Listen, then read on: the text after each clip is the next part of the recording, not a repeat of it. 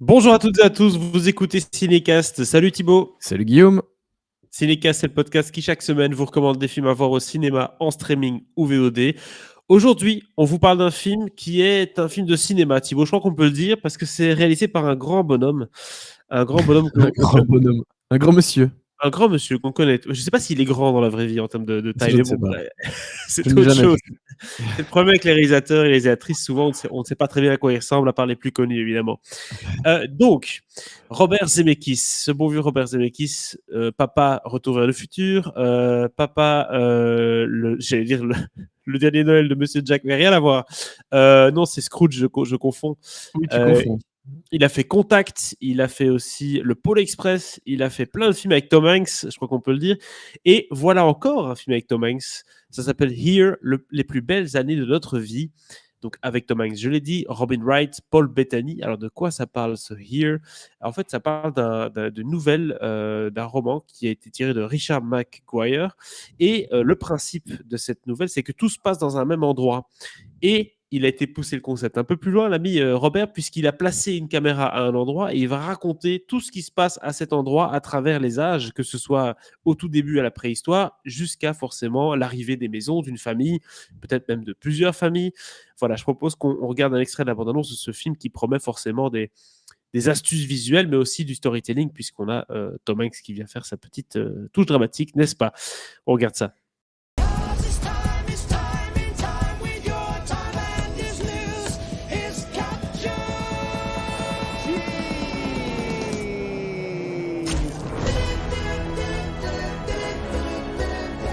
Right here is where we want to be.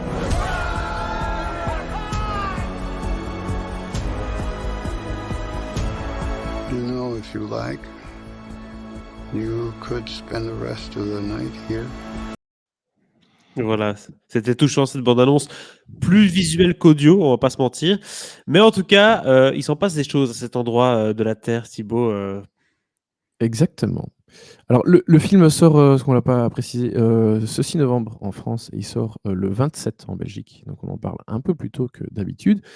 Et oui, c'est un film à concept, hein, comme on en parle, de temps en temps, où, Robert Zemeckis a décidé de poser sa caméra à un endroit et elle va pas bouger de tout le film. Donc c'est un plan fixe tout le temps. À travers les âges, effectivement, on voit dès le début avec, l'époque des dinosaures, les hommes préhistoriques et cetera, jusqu'à, maintenant et en tout cas la famille principale qu'on va suivre parce que c'est pas la seule, même si la bande annonce ici, se concentre principalement sur la famille de Tom Hanks, mais on va pas s'intéresser uniquement à cette famille-là, on va s'intéresser à peu près à toutes les familles qui vont vivre dans cette maison, les gens qui vont la construire, et puis voilà, toutes les différentes les familles qui vont, s'enchaîner dans ce moment-là, principalement à partir du XVIIIe siècle jusqu'à maintenant. Et hem et donc on va surtout s'intéresser à la famille de Tom Hanks, je le disais, surtout, quand ses parents vont s'installer dans cette maison, parents qui sont interprétés par, Paul Bettany et Kelly Reilly.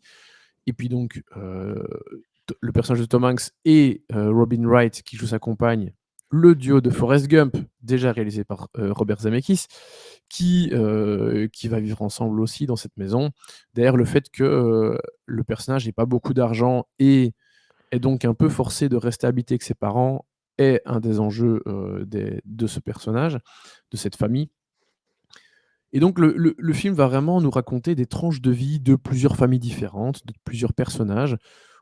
On suit surtout cette famille-là, donc les parents du personnage de Tom Hanks et le personnage de Tom Hanks, mais pas que, parce que lui, c'est pas le dernier à habiter dans cette maison. Il y a encore des gens qui vont vivre là après et ce qui est pas mal, c'est justement de voir l'évolution des lieux, parce qu'évidemment, tout le monde redécore cette maison à sa sauce. C'est de voir aussi évidemment l'évolution un petit peu de ces différentes histoires et de voir un peu comment, tout évolue et tout s'imbrique au fil du film. Malheureusement, pour moi, toutes les histoires ne sont pas vraiment passionnantes. Il y a des choses qui sont très inégales et même au niveau de l'histoire du personnage de Tom Hanks, il y a des trucs, où c'est bon. On a parfois un peu l'impression qu'on a fait le tour de la question assez vite et que c'est pas toujours nécessaire d'en remettre des couches et des couches là-dessus.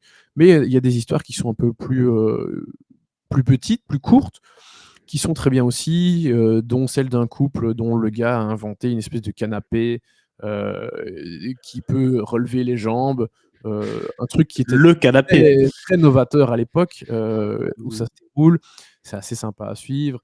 Il y a l'histoire aussi d'un pilote d'avion dont la femme, elle a hyper peur chaque fois que le gars va prendre un surtout que c'est un on parle pas de l'époque des Airbus et des Boeing, hein, on parle d'un truc, Non, non, il y a un peu plus longtemps. Saint-Exupéry. Il y a aussi, presque, il y a aussi le moment, où cette maison va être créée et puis on est à l'époque, de Thomas Jefferson, de tous ces personnages historiques-là, où justement la maison en face va être celle d'un de ces personnages connus, un des Mmh. pères fondateurs des États-Unis. Donc voilà, il y a pas mal de choses qui se déroulent.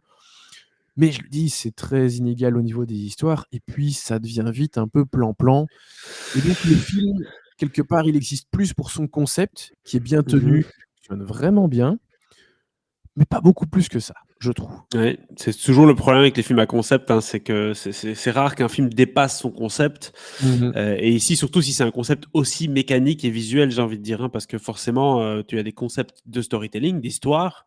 Ouais. Je prends des concepts classiques, hein, les 2 hommes improbables qui doivent faire duo et cetera.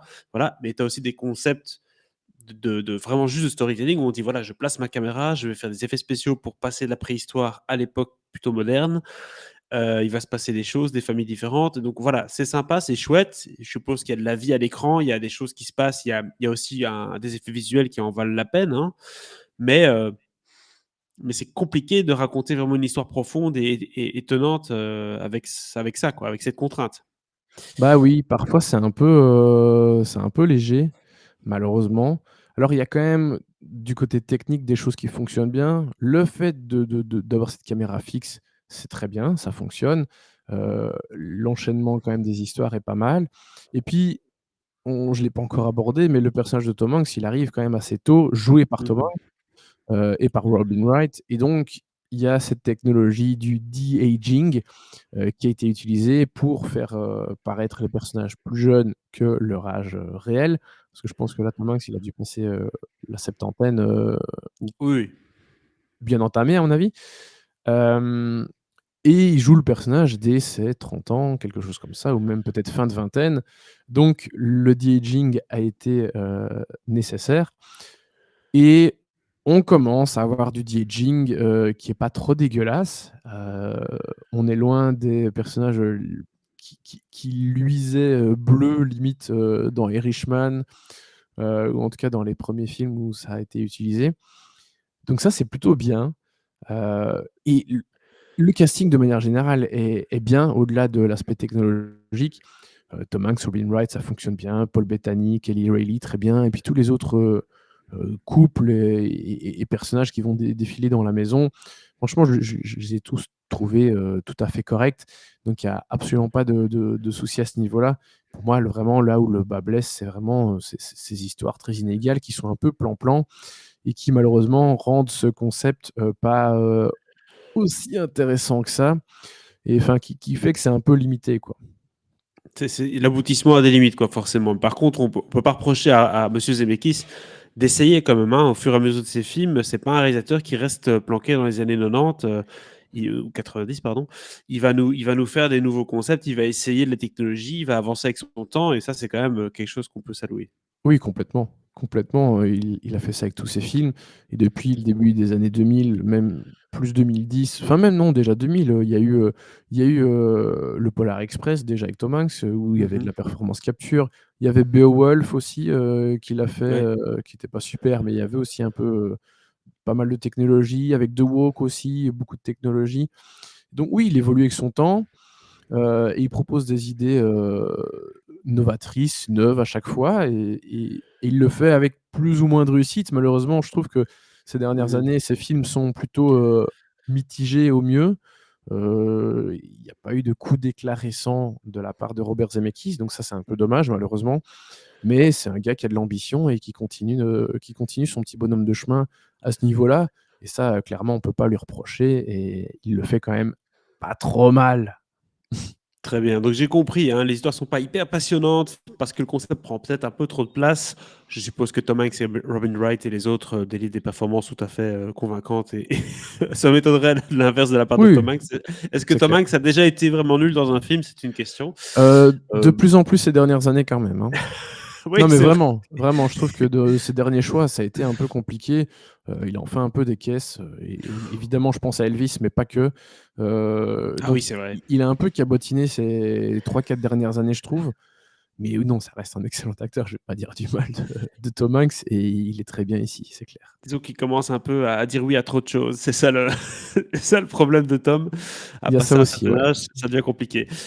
Quelle note on donne du coup à ce film, Thibaut? Here. Alors je pense que je suis un peu trop gentil, mais je donne quand même 3 parce que dans l'ensemble, ça fonctionne plutôt bien. Il y a cette inégalité. En vrai, j'aurais pu donner un peu moins, c'est clair.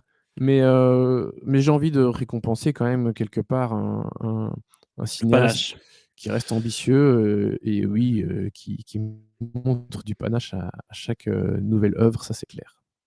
Très bien. Voilà 3 étoiles du coup pour ce Here de Robert Zemeckis qui sort donc au cinéma, je le rappelle, le 6 novembre. N'hésitez pas à nous dire un peu dans les En commentaires ce que France. vous avez en France, hein, on précise. En Belgique, c'est le 27. Voilà. Voilà, on en avance pour notre temps à nous.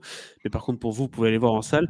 N'hésitez pas à nous dire dans les commentaires ce que vous avez pensé du film ou ce que vous pensez de manière générale de Robert Zemeckis et de sa carrière avant et après, on va dire. Et on se dit à très bientôt pour de nouvelles critiques. Ciao, Ciao, ciao. ciao.